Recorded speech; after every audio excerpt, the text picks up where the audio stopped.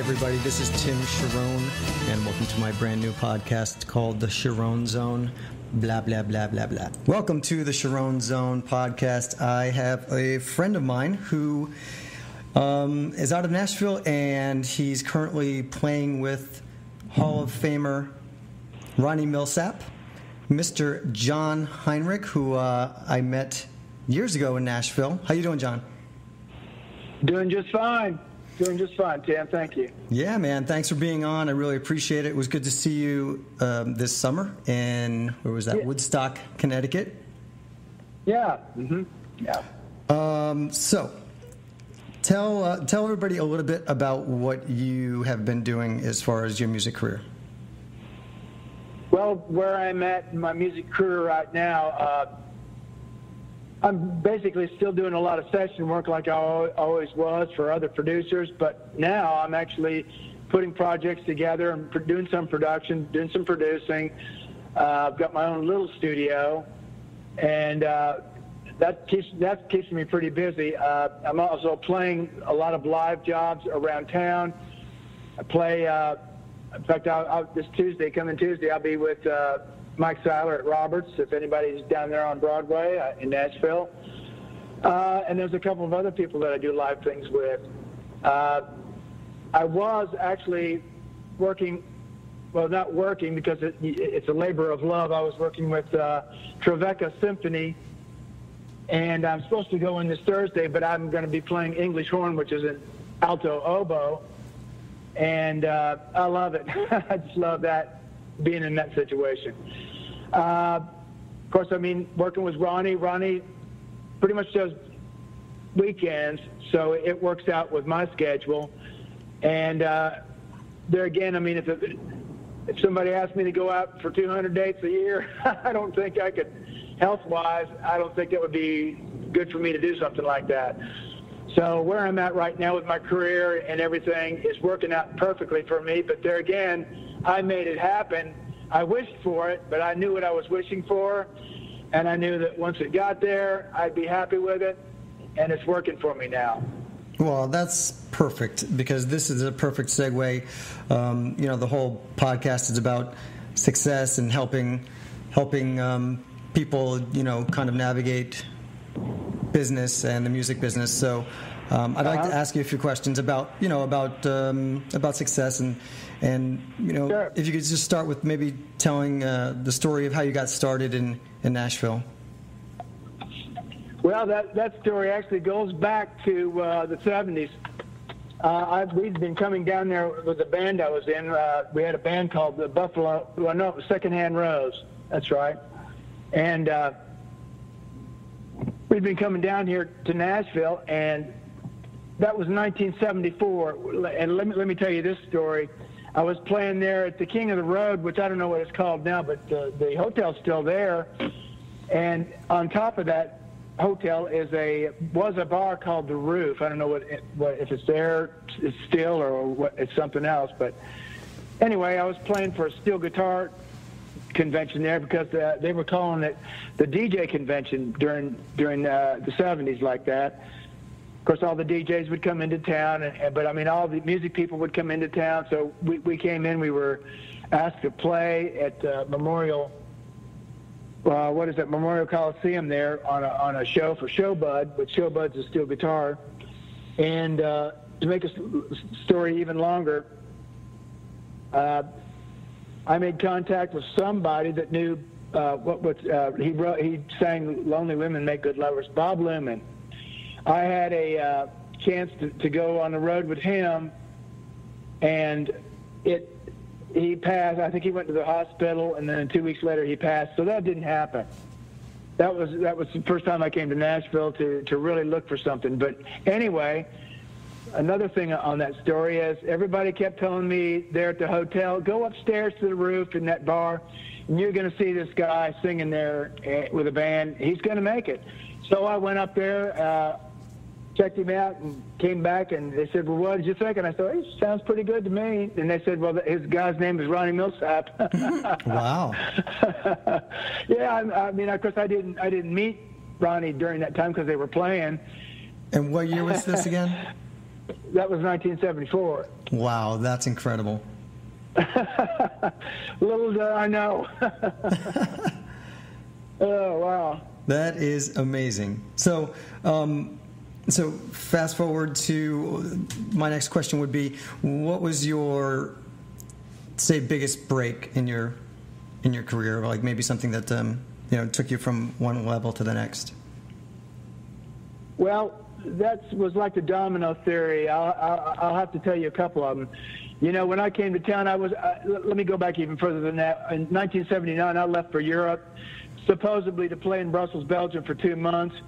I loved it. I stayed there, and I was getting ready to go to France, but everybody there in Belgium said, no, go to Germany. There's work there, and there's money to be made. So they gave me all these contacts. I went over to Germany, and I ended up in Berlin with a band there, and we made the top 10 with a record.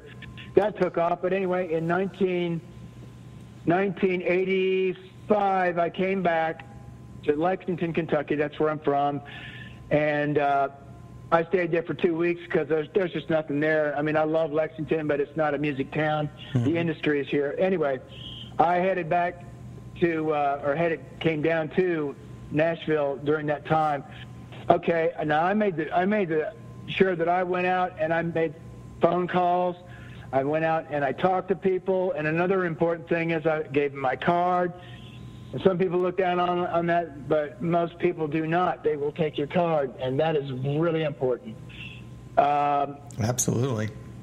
Yeah, and then I went around, jammed with a lot of people, played with a lot of people, and I went down to the Stockyard, and I was talking to the band down there, and they said I had a saxophone with me, and they said, well, okay, you can sit in, but it's going to be the last song of the night. So I played that last song with them that night and got to talking with them and told them what I played, steel guitar, dobro, and there was a radio show that was getting ready to come on. Buddy Killen was putting it on. It was called, as soon as I said that, it went out of my mind. The Big Break, that's what it was called. And they had 3 contestants, songwriters, and we were supposed to back them up. But anyway, that's how I got my job down at the Stockyard. That was a big break for me when I came here. But I made it happen. Yeah. Yeah. I mean, I made it happen. I made the odds work to my favor. And by that, I mean, I went out and talked to people, met people, and sat in for free. Right. Yep. Yeah, doing the networking thing. Yep. And you've got to have those people skills in this right now. You just have to have it. You can't sit there and say, well, they're going to come to me. You got to go to them. Some people are not going to like it. That's going to be normal. Most people are going to be cordial with you, and they're going to want to talk about music and this, that, these, and those. But that was one of my biggest breaks here in Nashville. The next biggest break was there was a fellow that played trumpet coming into to the Stockyard. I didn't know who he was for a long time. And they were talking about Wayne Jackson of the Memphis Horns. So I just thought he was a great trumpet player. I didn't know that he had just played on Stevie? I can't remember the name of the song. Roll With It. And he also played on Sledgehammer. Oh wow! People like that. Anyway, I didn't know that at that time because he didn't tell me that. He was just a really nice guy that would get up and play with us. But anyway, make a long story even longer, he took me to a session at Fame Studio. I didn't know anything about Fame either. I thought it was just another studio. So we're sitting in there, and Wayne said, well, you just play behind this verse here, and then I'll do my part on another song, and then we'll go home. So I didn't know who Rick Hall was, but he was the producer on that. And I did my part, and then he called me in, and he said, well, let's listen down to what we did. So we were listening, and I looked down on the mixing board, and he had a folder out for that session. It was for Alabama. Oh, wow. Wow. I had no idea. And anyway, Wayne told me about everything that had gone on down there in Fame Studio in Muscle Shoals. And I couldn't believe it. He told me on the way back, I mean, it was just incredible, all the people that came through that people that I knew. But anyway, Wayne Jackson, I mean, he played on Suspicious Minds with Elvis. He played on Kentucky Rain, not Kentucky Rain, but In the Ghetto. He played on all of Otis Redding's stuff. In fact, Wow. They were, I don't mean to get off the story about me, but he was telling me that they were at this, he was home or something, he got a phone call, because they had to stay and do the horns on Dock of the Bay, right? Mm-hmm. Well, they got a phone call that his plane had just gone down. Oh, wow. And so when you hear those horns in the background on Dock of the Bay, that's them after the fact, after Otis had died in that airplane. Oh, my God. And I told Wayne, I said, buddy, that's your best story right there. That's your best one. Yeah, they're basically playing a tribute to him in the recording, you know? That's amazing. Yeah. Wow. And there again, to get back to Wayne Jackson, he validated my career. And you've got to have people that are already up there that latch onto you and pull you up. And the people that are up there will look around and say, well, who is this guy? And that somebody will stand up for you and validate you. And that's what he did for me. Absolutely. Those people are like diamonds in your life. Yeah. Definitely. Excellent. Wow. Incredible stories. So, kind of maybe going off a little bit of how you said that you put yourself in a lot of these situations. You went like people need to do is get out into the real world, and unfortunately you can't be shy. You can't hide in the corner and expect someone to quote unquote discover you.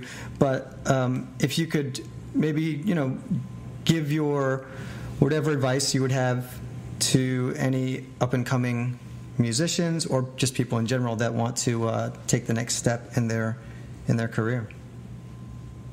Well, you need to be ready. I mean, there's going to be people that are going to throw you into situations that are sometimes impossible. That's going to happen. That's just a normal thing. So I wouldn't be afraid of that, about anything like that. Mm-hmm. But you've got to be ready.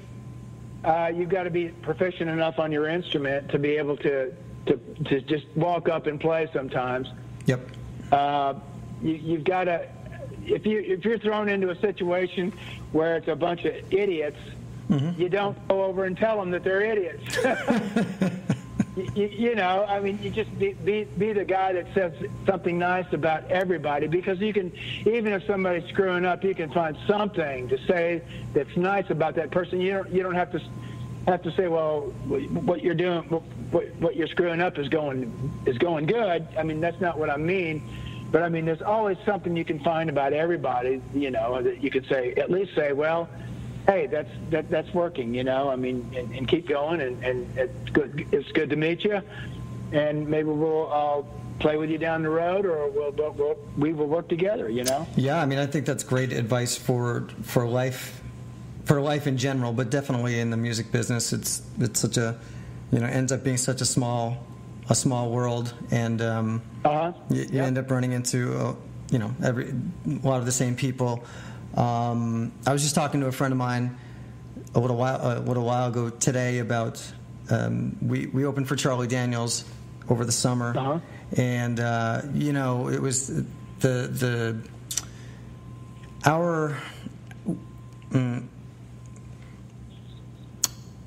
there was a lot of tardiness.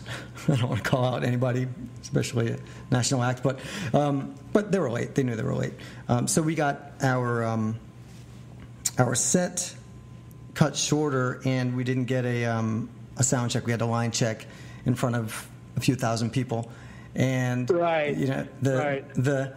The moral of the story is just you have to keep your composure. For me, it was really frustrating, because then we're having problems with the sound and the monitors and all of that stuff.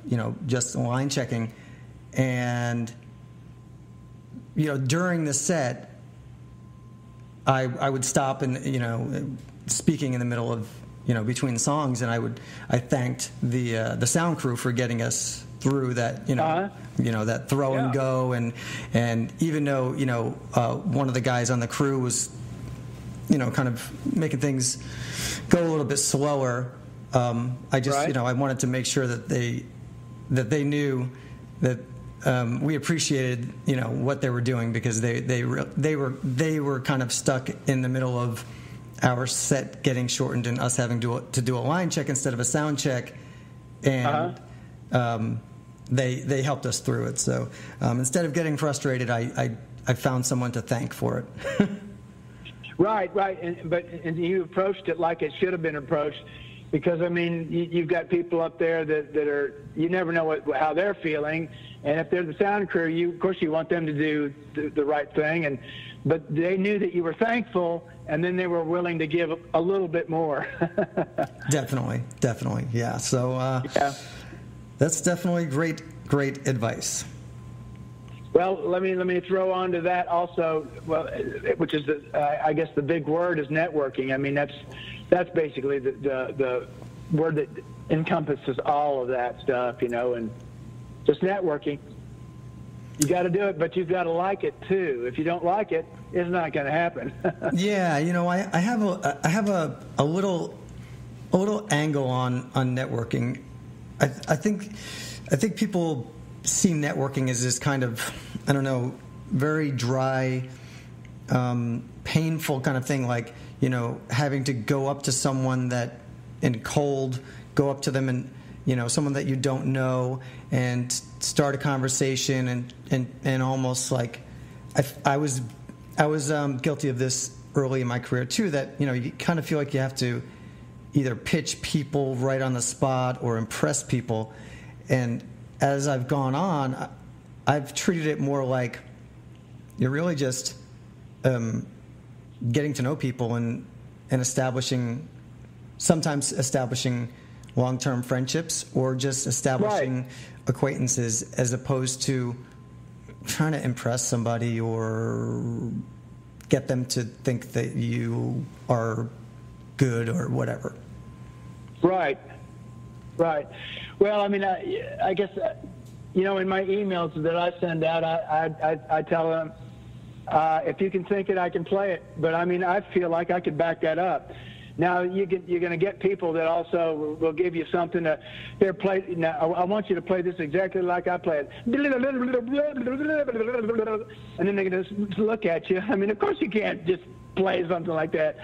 And I had a producer do that to me, and I told him, I said, okay, now if you want that note for note, I can do it, but it's gonna take some time. Yeah, we're gonna have to take a couple hours and work on that, because that's not something the steel guitar would do, Right. And there again, he was just sort of kidding around with me too, so we were just having a good time. But you'll get into situations like that. And it's usually the people that are producing don't know what your instrument can do, so they're going to ask it to do something that it can't do. Right. Yep. And I definitely think that there's an art to networking,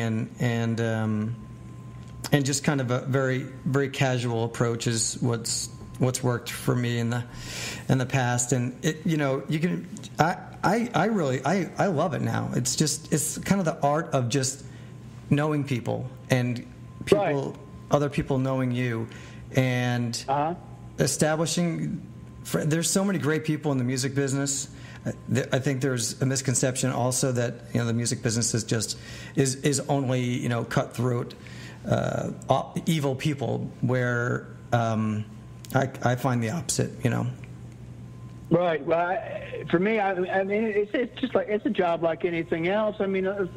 If we were working in a factory or something like that, sure, everybody's going to try to get ahead, and you're going to have some bosses that are just idiots.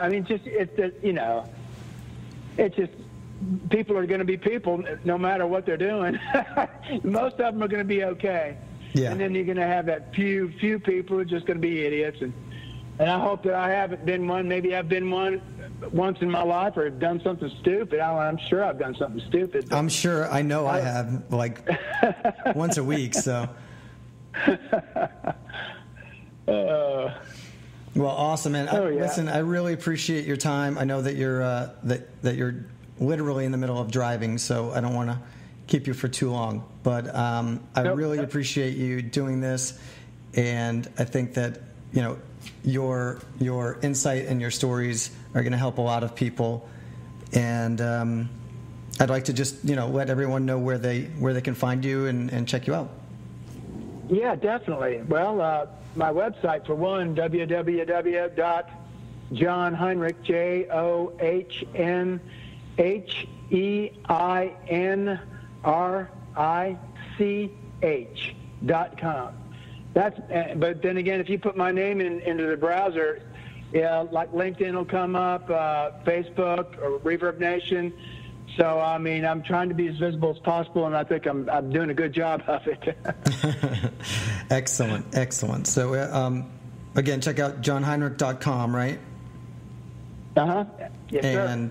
And you're on pretty much most of the social media platforms. Just about every one of them. I'm working on it. All right, awesome. And I just want to remind everyone who's listening to download my free ebook about how to book gigs and open for national acts. Oh, cool. Thank you. And that's at howtobookgigs.com. And definitely do yourselves a favor and check out John Heinrich. Thank you so much, John. It's been a pleasure. And thanks for having me on, Tim, and we're looking forward to the next time and seeing you guys again. All right, buddy. Thanks, man. Uh-huh. Bye. Bye-bye.